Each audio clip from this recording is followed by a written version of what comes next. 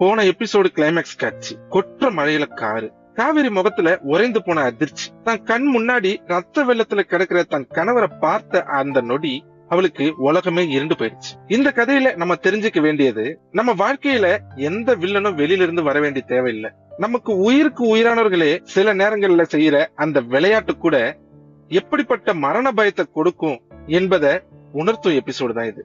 இதோ மழைகளின் சத்தத்தோடு காவேரியின் மரண ஓலமும் ஒலிக்க தொடங்குகிறது.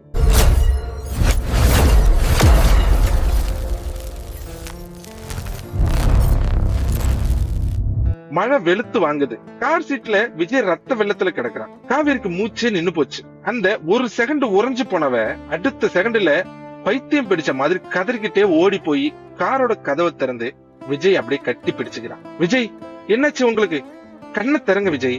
ஐயோ, இப்படி ரத்தமா இருக்கே அப்படின்னு கதறா. அவ கையி பட்டு புடவை எல்லாமே ரத்தமாவுது. பக்கத்துல நினைஞ்சுக்கிட்டே நிக்கிற மேனேஜரை பாக்குறான். காவேரிக்கு பயம், பதற்றம் எல்லாமே சேர்ந்து அவ மூளையே வேலை செய்யல. காவேரி தான் தொண்டை கிழிய கத்திக்கிட்டே, சும்மா நிக்காதீங்க, இப்படி உசுறு போற நிலைமையில கிடக்குறாரு, இவரை ஏன்டா வீட்டுக்கு கூட்டிட்டு வந்தீங்க?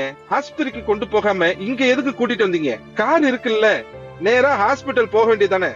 மேனேஜர் பதறி போய், இல்லம்மா அது அப்படின்னு இருக்கிறாரு. காவேரிக்கு ஆத்திரம் உச்சம் தலைக்கு ஏறுது. தான் புருஷனுக்கு உசுறு போயிருமோங்கிற அந்த பயத்துல அவளுக்கு முன்னாடி நிக்கிறது விஜயோட ஃப்ரெண்டா இல்ல மேனேஜரான்னு கூட அவ பாக்கல. தன்னுடைய முழு பலத்தையும் திரட்டி மேனேஜர் கணத்துல பலாருன்னு ஒரு அற விடுறா. மேனேஜரை காவேரி அரைஞ்ச அந்த சத்தத்துல கார் சீட்ல கிடந்த விஜய் டக்குன்னு கண்ணை முழிச்சு பதறி போய் ஏந்திரிக்கிறான். விஜய் அப்படியே ஷாக் ஆகி, ஏய் காவேரி, என்னடி பண்ற? அவரை எதுக்கு அடிச்ச? அவர் என் ஃப்ரெண்டடி. காவேரி அப்படியே பேய் அறிஞ்ச மாதிரி பின்னாடியே போறான். ரத்த வெள்ளத்துல செத்து கிடக்கிறதா நினைச்சதான் புருஷன் டக்குன்னு ஏந்திரிச்சு உட்காந்து பேசுறத பார்த்ததும் அவளுக்கு ஒண்ணுமே புரியல. விஜய் தன்னோட நெஞ்சில் இருக்கிற கரையை தொடச்சுக்கிட்டே, காவேரி, இது ரத்தம் இல்ல, ஃபேக்டரியில இருந்த அந்த சிவப்பு கலர் கெமிக்கல். உன்னை பயமுறுத்தலான ஒரு சின்ன பிராங்க் பண்ண, அதுக்கு போய் அவர் ஏன்டி இப்படி அடிக்கிற? ஒரு நிமிஷம் அந்த இடத்துல மழையோட சத்தத்தை தவிர வேற எந்த சத்தமும் இல்ல. காவிரியோட கண்கள் கோபப்பழம் மாதிரி சிவந்திருக்கு. தொண்டை அடைக்குது.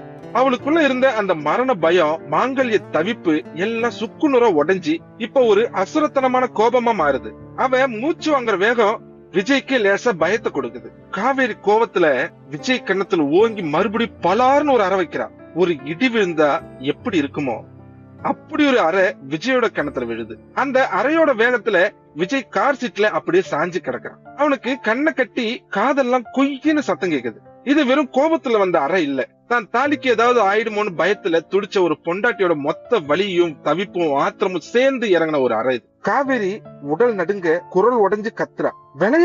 விளையாட்டாடா இது? ஒரு செகண்ட் உனக்கு என்னவோ ஏதோன்னு என் உசிரே அடங்கி போச்சுடா. என் கண்ணு முன்னாடி நீ இப்படி ரத்த வெள்ளத்துல கிடக்கிறத பார்த்ததும் என் பொட்டு தாலி எல்லாமே அறுந்து விழுந்துருச்சோன்னு நினைச்சு நான் செத்து பழச்சிட்டேன். அவ அழுதுகிட்டே அவன் சட்டையை பிடிச்சு உழுக்குறா. உனக்கெல்லாம் என் தவிப்பு ஒரு பிராங்கா போச்சா? நான் பதட்டத்துல நர்மதாவை காலேஜ்ல விடுறதுக்காக நம்ம அம்மு பாப்பாவையும் கூட்டிட்டு வெளியூர் போயிருக்காங்களே எங்க அம்மா, அவங்களுக்கு போன் பண்ணி அழுதுட்டேன். அவங்க அங்க எவ்வளவு துடிச்சிருப்பாங்கன்னு உனக்கு கொஞ்சமாவது அறிவு இருக்கா? என் உசுர வாங்கறதுக்குன்னே வந்திருக்கடா நீ. காவேரி அந்த மழையில வெறி பிடிச்ச மாதிரி கத்தி அழுதுகிட்டே விஜய் ஒரு அருவருப்பான பொருளை பாக்குற மாதிரி பாத்துட்டு வேகமா வீட்டுக்குள்ள ஓடுறான். அவ போன வேகத்துல பெட்ரூம் கதவை சாத்தி உள்ள தாழ்பால் போடுற சத்தம் வெளியே வரைக்கும் கேக்குது. விஜய்க்கு இப்போதான் நிலைமையோட விபரீதம் புரியுது. மேனேஜர் மெதுவா நழுவி போயிடுறாரு. விஜய் மலையில நினைச்சுக்கிட்டே அந்த ரத்த கலர் கெமிக்கலோட வீட்டுக்குள்ள ஓடி வர்றாரு. கங்காவும் யமுனாவும் பயத்துல ஒரு ஓரமா நிக்கிறாங்க. விஜய் பெட்ரூம் கதவை வேகமா தட்டுறான். காவேரி, கதவை திறடி, நான் சொல்றத கொஞ்சம் கேளு பிளீஸ். உள்ள இருந்து எந்த சத்தமும் இல்ல, அழுகுறல் கூட கேட்கல. விஜய்க்கு பயம் பத்திக்கிட்டு வருது. விஜய்க்கு இப்பதான் அந்த விஷயத்தோட சீரியஸ்னஸே புரியுது. இவ்வளவு பெரிய எமோஷனல் ஷாக்ல அவ உள்ள போய் ஏதாவது பண்ணிக்கிட்டாலோ அப்படிங்கிற தவிப்புல அவனுக்கு கை கால்லாம் உதறுது. காவேரி, ஒரு வார்த்தை பேசுடி, பயமா இருக்கு பிளீஸ், கொஞ்சம் கதவை தர. அவன் எவ்வளவு கத்தியும் சத்தமே வராதால விஜய் கொஞ்சம் கூட யோசிக்காம தான் முழு பலத்தையும் வச்சு தன்னுடைய வலது தோள்பட்டையால அந்த மரக்கதவை ஓங்கி ஒரு முட்டு முட்டுறான். கதவு லேசா ஆடுது, ஆனா திறக்கல. திரும்பவும் வெறி பிடிச்ச மாதிரி இன்னும் வேகமா முட்டுறான். அவனுக்கு தோள்பட்டை வலிக்குது. ஆனா அத பத்தி எல்லாம் யோசிக்காம மூணாவது முறையா ஓடி வந்து அவனோட மொத்த பலத்தோட இருக்கிறான். தாழ்பால் உடைஞ்சி கதவு சடார்னு திறக்குது. விஜய் உள்ள ஓடி போய் பாக்குறான். காவேரி எந்த விபரீதமும் பண்ணிக்கல. ஆனா ஒரு மூலையில சுவரோட சுவரா சாஞ்சி முழங்கால தலைய வச்சுக்கிட்டு உறைஞ்சு போய் உட்காந்துருக்க. அவ முகம் முழுக்க கண்ணீர். அந்த பட்டு புடவையில விஜய கட்டி பிடிச்சப்போ பட்ட அந்த சிவப்பு கலர் கெமிக்கல் கரைகள் இன்னும் அப்படியே இருக்கு. விஜய் ஓடி போய் அவ பக்கத்துல தரையில மண்டிட்டு உட்கார்றான் அவன் முன்னாடி. சாரிடி, என்ன மன்னிச்சிடு, என்ன இன்னும் 4 அடி கூட அடிச்சுக்கோ, ஆனா இப்படி உறைஞ்சு போய் உட்காராத, உன்னை இப்படி பாக்குறதுக்கு எனக்கு பயமா இருக்குடி. காவேரி அவனை நிமிர்ந்து பாக்குறான். அவளோட கண்கள்ல இப்ப கோபம் இல்ல, ஆனா ஒரு தீராத வலி இருக்கு. காவேரி ரொம்ப மெதுவான குரல்ல, ஏன் விஜய் இப்படி பண்ணீங்க? ஒரு பொண்டாட்டி தான் புருஷன் நினைச்சு கதறி அழுவுறத பார்த்து ரசிக்கிற அளவுக்கு உங்களுக்கு கேடு கட்ட புத்தியா போயிடுச்சு, இல்ல நீங்க ஒரு சேடிஸ்டா மாறிட்டு வரீங்களா? விஜய் அவளோட கைகளை பிடிச்சுக்கிறான். இல்லடி காவேரி, நிஜமாவே சொல்றேன், இன்னைக்கு ஃபேக்டரியில ஒரு பெரிய ஆக்சிடென்ட் நடந்துச்சு. ஒரு பெரிய இரும்பு மிஷின் சறுக்கி விழுந்துச்சு. அங்க வேலை செஞ்ச ஒரு ஆள் மேல விழப்போனத நான் தான் ஓடி போய் காப்பாத்தினேன். ஒரு செகண்ட் அந்த மிஷின் என் மேல விழுந்திருந்தா நிஜமாவே நான் உசுரோட இருந்திருக்கவே மாட்டேன். காவேரி அதிர்ச்சியா அவனை பாக்குறேன். ஆமா காவேரி, அந்த செகண்ட் எனக்குள்ள ஒரு பயம் வந்துச்சு காவேரி. எனக்கு ஏதாவது ஆயிருந்தா நீ என்ன ஆயிருப்ப அப்படின்னு தான். நான் உன்னை உயிருக்கு உயிரை நேசிக்கிறேன். ஆனா ஒருவேளை நான் நிஜமாவே செத்து போயிருந்தா நீ எப்படி துடிப்பன்னு பாக்க எனக்கு ஒரு கேடு கட்ட ஆசை வந்துருச்சு. அதான் மேனேஜரை கூட்டிட்டு ஃபேக்டரி கெமிக்கலை ஊத்தி இப்படி ஒரு செட்டப் பண்ணேன். ஆனா நீ என்ன அரைஞ்சப்பதான் எனக்கு புரிஞ்சது, நீ என் மேல வச்சிருக்கிற காதல் என்னை விட 1000 மடங்கு பெருசுன்னு. உன் தாலியோட மகத்துவத்தை நான் விளையாட்டா நினைச்சிட்டேன். என்ன மன்னிச்சிடு காவேரி. விஜய் அழுகிறத பார்த்ததும் காவேரிக்கு கோபம் முழுசா இறங்கிடுது.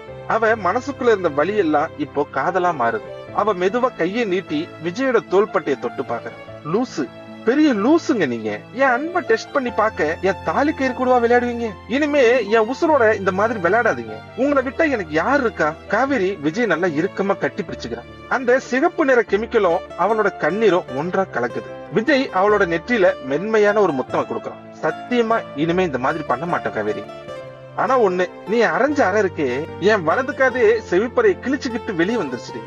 என்ன அடி? காவேரி கண்ணீரோட லேசா சிரிக்கிறான். பின்ன என் புருஷன் மேல எனக்கு உரிமை இல்லையா? நான் அப்படிதான் அடிப்பேன். சரி விடு காவேரி, முதல்ல உங்க அம்மாவுக்கு போன் பண்ணி மாப்பிள்ள சாகல, நல்லாதான் இருக்காருன்னு முதல்ல சொல்லு. இல்லன்னா அம்மு பாப்பாவை கூட்டிட்டு ராத்திரியோட ராத்திரியே கிளம்பி வந்துருவாங்க. காவேரி சிரிச்சுக்கிட்டே போனை எடுக்கிறான். 2 பேரும் ஒருவரை ஒருவர் புரிந்து கொண்ட அந்த தருணத்தோட இந்த எபிசோடு இனிதாக நிறைவடைகிறது. என்ன மக்களே, நான் ஆரம்பத்துல சொன்ன மாதிரியே நம்மளுடைய எதிரிகள் வந்துதான் நம்மள அழ வைக்கணும்னு இல்ல, நமக்கு பிடிச்சவங்க, நம்ம மேல அன்பா இருக்கிறவங்க, அவங்க சின்ன சின்னதா நம்ம விளையாடுறோம் அப்படின்னு அவங்க செய்யற அந்த குறும்பு கூட சில நேரங்கள்ல நம்மள அழ வைக்குது. சரி, விஜய் மற்றும் காவேரியோட வாழ்க்கை எப்படி போனா நல்லா இருக்கும்னு மறக்காம கீழே கமெண்ட்ல பதிவு பண்ணுங்க.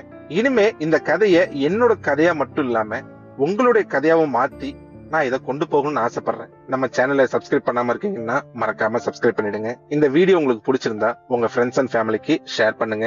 உங்களை மீண்டும் அடுத்த வீடியோல அடுத்த எபிசோட்ல இன்னும் சுவாரஸ்யமான ஒரு கண்டென்ட்டோட உங்களை வந்து சந்திக்கிறேன்.